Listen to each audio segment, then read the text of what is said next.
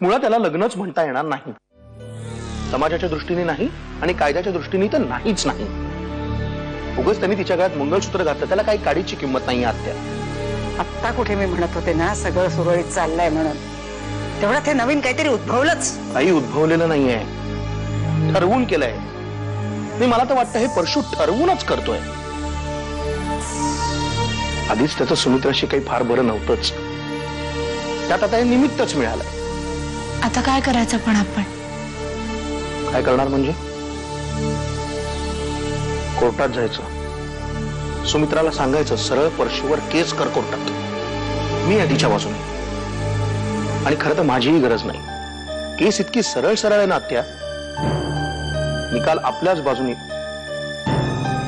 खूप आनंद झाला असेल ना? माझ्या बाबांनी तुला सोडायला सांगितलंय, म्हणजे आता तू जगणार हे नक्की। हा त्यांचा मोठेपणा आहे, खूप विचारी असणार ते। आपल्या लोकांचं भलं कशात आहे हे त्याला चांगलंच कळतंय। मला माहितीये,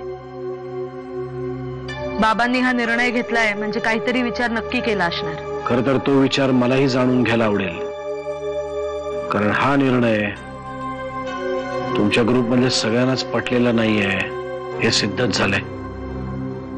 इथून सुरक्षित बाहेर पडता येईल ती जबाबदारी माझी आहे, कारण हा शब्द माझ्या बाबांनी दिलाय आणि या ग्रुपच्या लीडरने दिलाय। अरे वा, छान, अभिनंदन म्हणायचं। चला, म्हणजे जीवाचं दान करून एवढं राबलीस, त्याचं फळ मिळालंच तुला। मिळालं कुठे व्हायला ते मिळवलं। मी तुम्हाला म्हणलं होतं ना आधीच, मला जे पाहिजे असतं ना ते मी मिळवतेच। बांधलं का नाही परशु शेटनी डोरलं माझ्या गळ्यात? पण हे सगळं कोणामुळे शक्य झालंय ते लक्षात ठेव। तर तुमच्या आशीर्वादाने तर घडलंय सगळं। मी माझा एक वरदहस्त कायम तुझ्या डोक्यावर ठेवेन।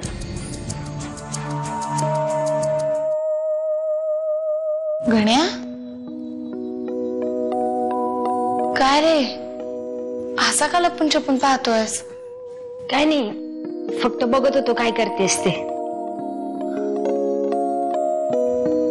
ते काय? हे तुझ्यासाठीच आणलंय बघ।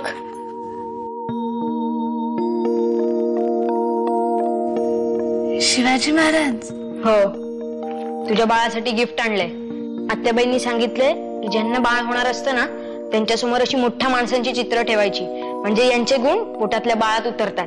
मामा साहेब फार विचार करायला लागलात आजकाल। हे माझ्याकडून आणि हे वामन दादांकडून, झाशीची राणी।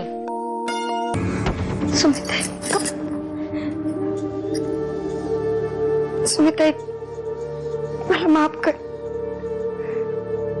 माझ्याकडे दुसरा कुठला पर्यायच नव्हता। आपल्यासारख्या गरीब माणसांना आपल्या जीवापेक्षा आबरू जास्ती प्यारी असते,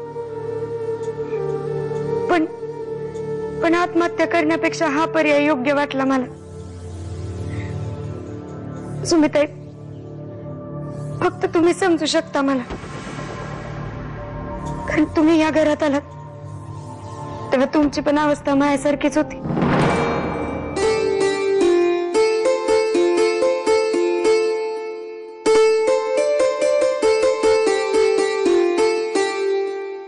तुला कळलंच असेल की आता तुझे बाबा घरी येणार आहेत, मग आपण तिघं मिळून खूप गप्पा मारायच्या। म्हणजे आम्ही गप्पा मारणार आणि तू ऐकायच्या। तुझे बाबा की नाही खूप शूर आहेत, माझ्यापेक्षा तेच तुला जास्त छान छान गोष्टी सांगतील, अंगाई सुद्धा म्हणतील। तुझे बाबा खूप छान गातात। ते आले ना की आपण त्यांना खूप गाणी म्हणायला लावू, काय?